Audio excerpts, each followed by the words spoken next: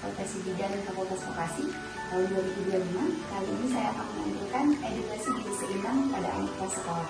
Selamat menyaksikan.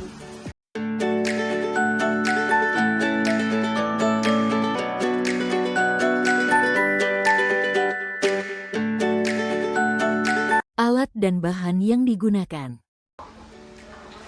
Waalaikumsalam. Silakan duduk ya. Nah, sini. Jadi, perkenalkan, nama saya Widya Melati. Hari ini saya bertugas di Bangsa ini. Kalau boleh saya tahu, ini dengan siapa? Saya Ibu D. Ya. Anak saya ini ada keluhannya, dia umurnya 5 tahun Ibu. Selama 2 bulan ini dia nggak nafsu makan, nggak mau makan sayur juga. Kalau mau makan sayur juga ya. Gue juga. Gue juga nggak suka. Oke. Apa namanya?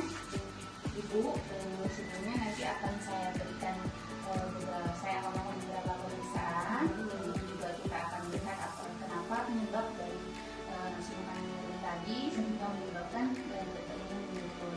Jadi sebelumnya saya ingin meminta Ibu untuk menandatangani surat ini. Ini namanya inform concern atau surat persetujuan yang menyatakan kalau Ibu itu bersedia akan saya lakukan tindakan pada adiknya. Saya akan periksa, terus juga saya akan memberikan sedikit edukasi tentang apa yang akan kita lakukan ke depannya. Silakan dibaca dan ditandatangani ya. Saya juga mau tahu nih anak saya apa penyebabnya gitu kan. Ya, itu.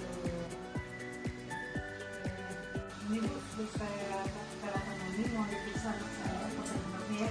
Oke, siap. Sebelumnya Bu, untuk keamanan pemeriksaan, saya izin mau cuci tangan dulu. Saya menggunakan masker, nggak apa-apa ya, nggak terlalu bersama ya.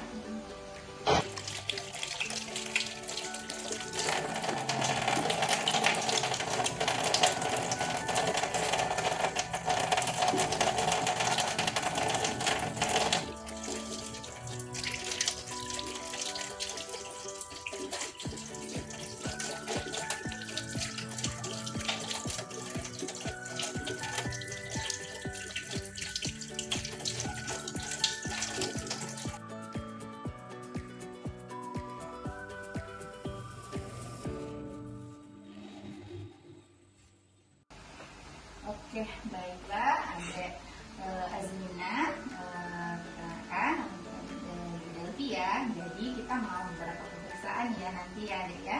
Kita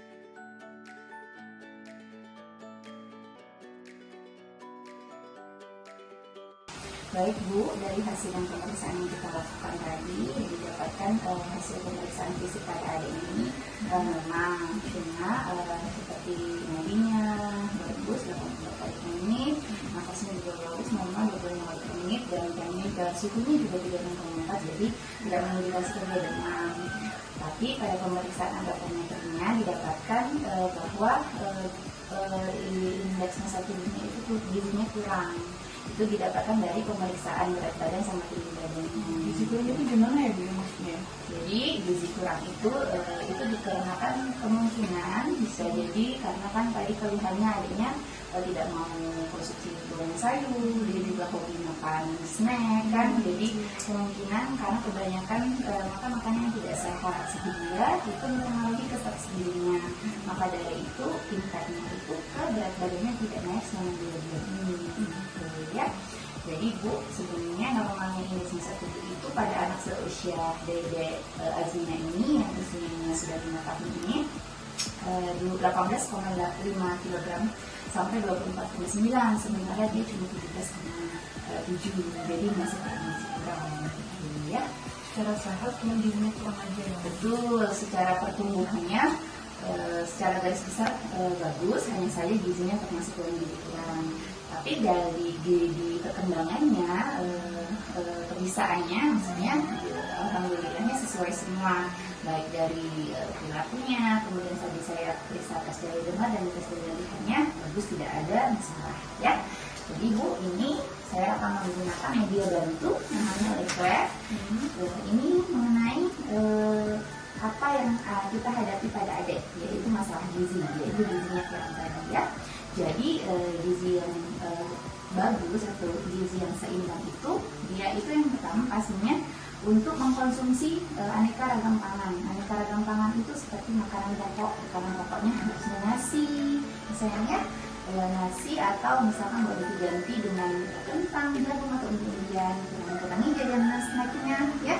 Terus juga bisa dengan batasi konsumsi panganan manis, asin, dan berlemak seperti snack, karena itu menjadi pemicu dari menurunnya adik untuk nafsu makan untuk makanan yang berat tadi, karena kan seusia dia ini sangat butuh sekali zat-zat gizi yang lengkap.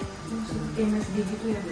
Iya betul, seperti ciki-ciki, coklat ya, dikurang-kurangi ya makannya ya nanti ya. Terus juga pada aktivitas fisik itu biarkan dia bermain di luar, kemudian biasakan kondisi lauk pauk yang protein tinggi, kemudian jangan lupa ajarkan anak selalu cuci tangan sebelum sudah makan, ya nanti terhindar dari penyakit infeksi, karena gizi kurang ini ibu rentan sekali untuk terjadinya penyakit infeksi, karena dengan gizi kurang daya tahan tubuh akan lemah.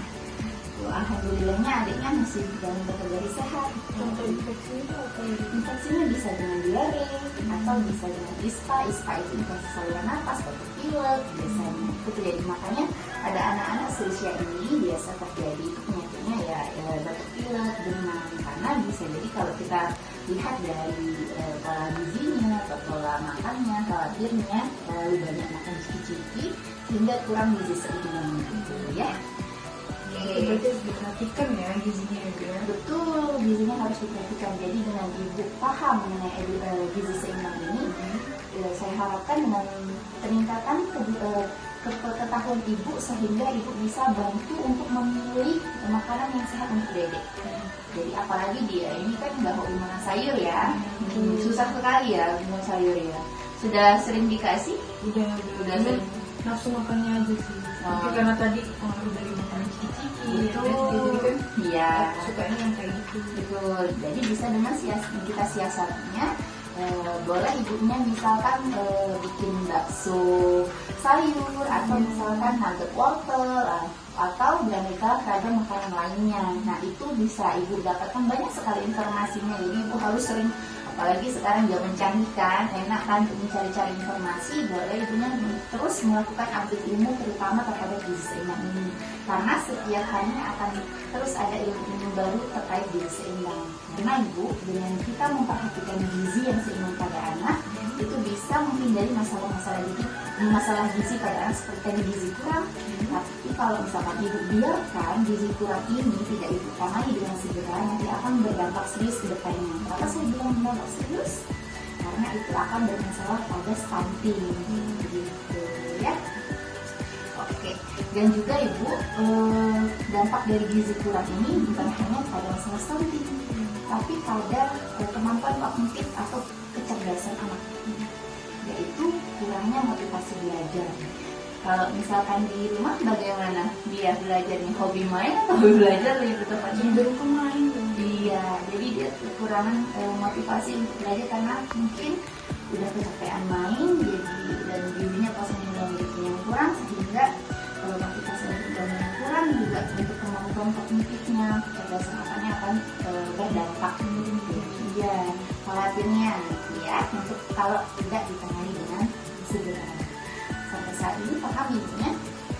Oke, kalau ibu paham, jangan lupa nanti setiap bulannya untuk dilihat lagi berat badannya bagaimana, apakah mengalami kenaikan setelah saya melakukan edukasi ini ke ibu. Ibu juga bisa menerapkan di rumah, nanti minta tolong untuk di monitoring berat badannya, tinggi badannya, untuk kita lihat apakah gizi adik sudah beranjak menjadi baik atau masih stuck di gizi kurang. Kalau masih stuck di gizi kurang, kita lihat lagi apa penyebabnya. Oke, sampai saat ini ibu paham? Ada yang ingin ditanyakan lagi mungkin? Oke, ibu untuk agar pemahaman, saya ingin cek pemahaman akan edukasi yang kita berikan kepada ibu. Boleh ibu yang lagi apa yang kita informasikan dari?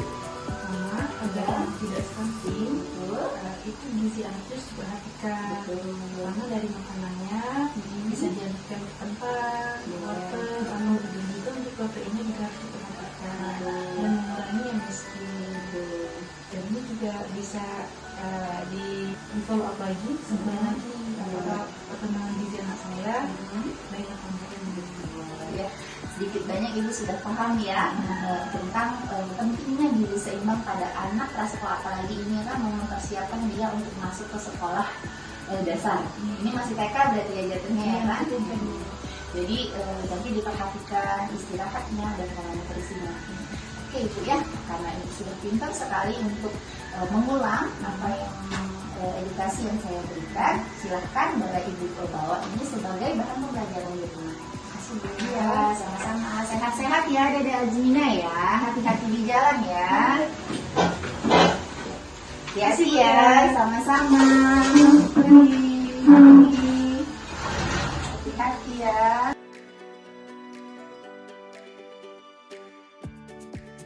Terima kasih sudah menyaksikan. Semoga video ini bermanfaat.